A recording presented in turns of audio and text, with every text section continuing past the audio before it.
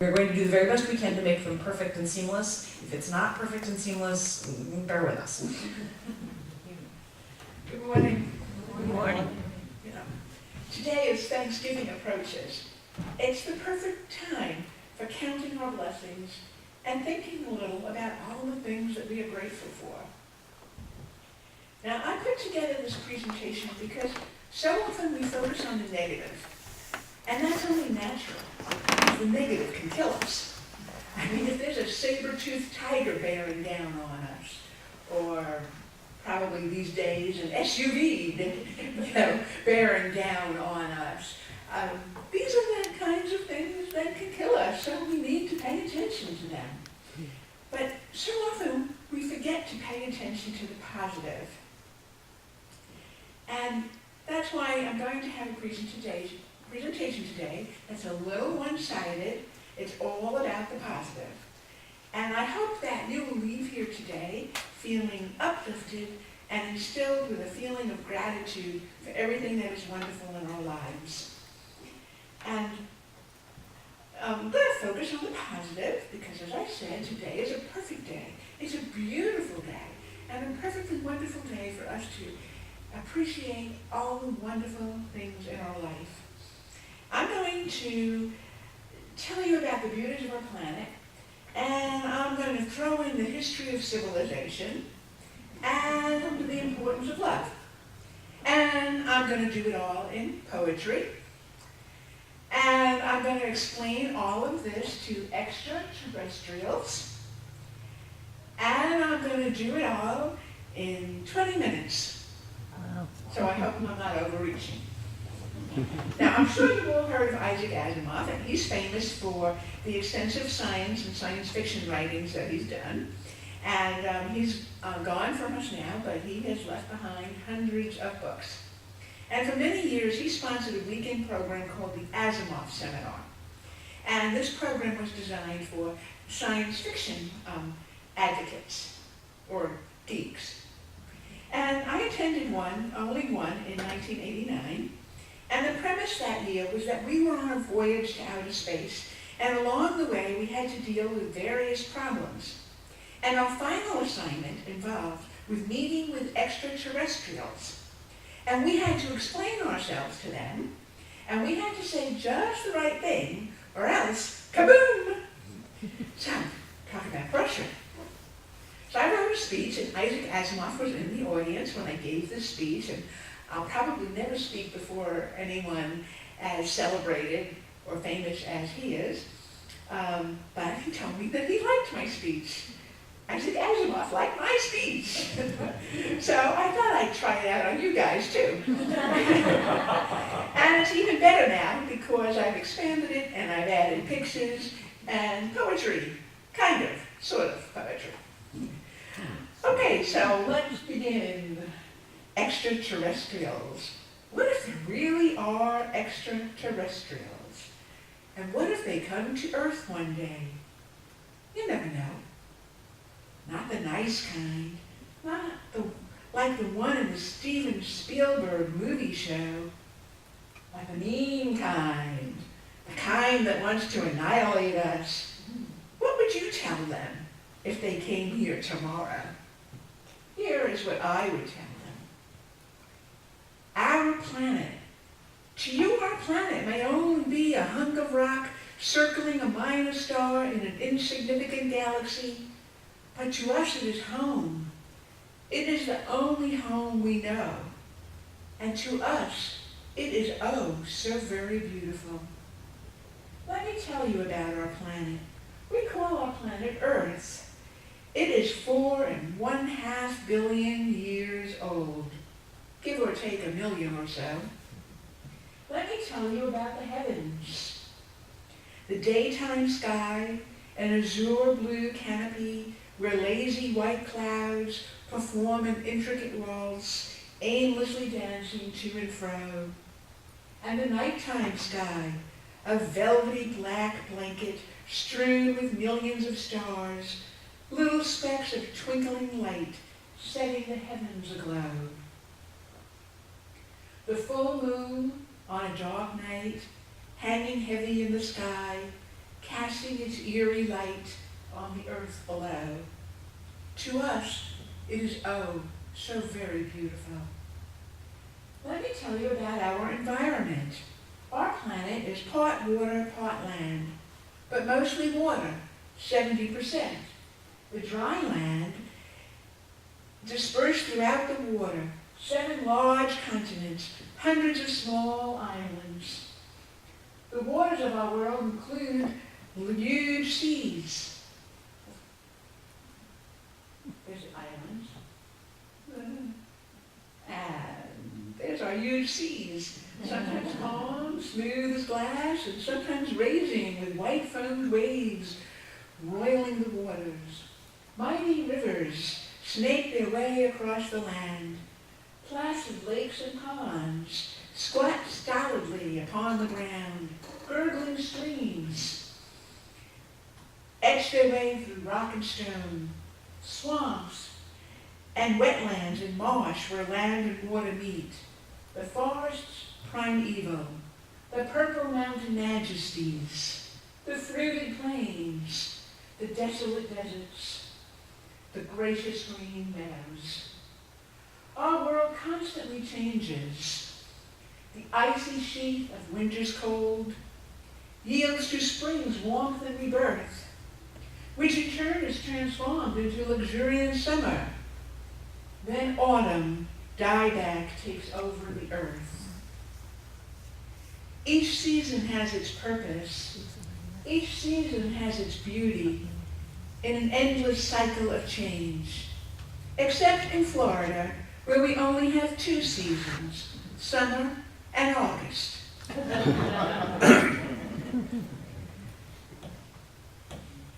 Storms frighten us with their power as they replenish the earth's waters. Gentle rains make the earth feel newborn, and sometimes a rainbow in the sky to delight the eye. And always the life-giving sun, giving light and warmth. The sun slowly glides across the sky like a majestic golden chariot, setting each night and rising again each morning. To us, our environment is oh so very beautiful. Let me tell you about the life of Earth. Earth is teeming with life, our flora and fauna. Let me tell you about our marvelous plant life. It is a tiny seedling just emerging from the soil. It is the towering trees, centuries old, sentinels of the forest. It is all the edible plants that nourish our bodies and delight our senses, the amber waves of grain. It's the array of fruits and berries and vegetables, so many varieties. Peaches and pears and apricots and cherries, bananas, figs and grapes, fuzzy little kiwis, and so much more. Sweet, juicy berries, blueberries, strawberries, raspberries, berries galore. Amazing vegetables, so many, so plenty. Some grow below the ground like carrots and beets and potatoes. Some grow above the ground like broccoli and kale and tomatoes. And edible fungi and herbs and spices that flavor our foods with medicinal value in addition. Even the sea yields up a bounty. Seaweeds like arame, wakame, and nori. Flowers and ornamental plants in profusion delight us with their fragrance and beauty. To us, the plants of this planet are oh so very beautiful. Our animal life, such diversity, so many species of animals, both large and small, each occupying its own niche in the ecological web of existence. Tiny insects like cute little ladybugs, and huge creatures like elephants, and gentle, graceful giraffes. Some animals look cute and cuddly, like pandas. And some we have to wait until we change the file in the computer for me to continue. But in the meantime, Sometimes long files cannot be transported via email, so I had to break it into 2 files, and look what we have here. This picture was actually taken by my son in a conservation area not very far from our house. And so some animals just touch our hearts, like this sweet little baby deer. And some are majestic in their ferocity, like lions, truly something to fear. Some are animal companions, like cats and dogs. And the skies are home to many kinds of birds, from tiny hummingbirds to great eagles that fly so high, dominating the sky, and the many varieties of songbirds, like the robin, are a delight to our ear. The waters of our earth are also filled with life. There are so many kinds of fish, so many kinds of shellfish, and sea mammals like dolphins frolicking in the sea. And right here in Florida, the big gray manatee, moving with the grace of Fred Astaire, with the body of Fred Flintstone. Human beings, we who stand before you today, are one of the animals of the earth. We call ourselves human beings. We come in great variety, each unique in appearance and personality. We are endowed with brains, which make us the most intelligent creatures on this planet, to the best of our knowledge. To us, the animals of this planet are oh so very beautiful. Let me tell you about our civilization. Humans have created a complex civilization. Early humans could only travel as far as they could walk. They walked out of Africa, our first home, and populated the entire planet. We harnessed the power of animals in order to travel further. We crossed rivers and even vast oceans with canoes and rafts. Today we travel the seas in great ships, transverse the continents with trains, soar through the skies in mechanical birds called airplanes, and we have automobiles that we drive wherever we need to go in our daily lives, traffic permitting. We have even explored the solar system and the universe beyond.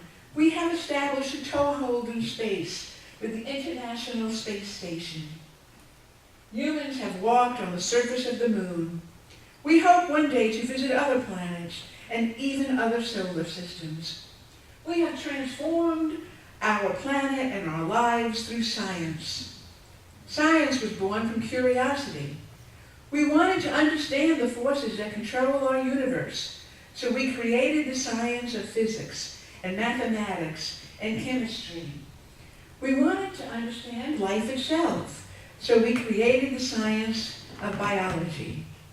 Humans began with the tools of bone and stone, but today we have complex machinery to create the things we need in our lives. We have unlocked the energy contained within this world to power the machines that make our way of life possible. We have developed agriculture to feed the peoples of the world. We have developed medicine to keep us healthy. We have created great cities with towering skyscrapers. And to us, our civilization is oh so beautiful. But we do not just create useful and functional things. We create art because we love beauty. Art is as essential to our existence as food and water. We create great architecture.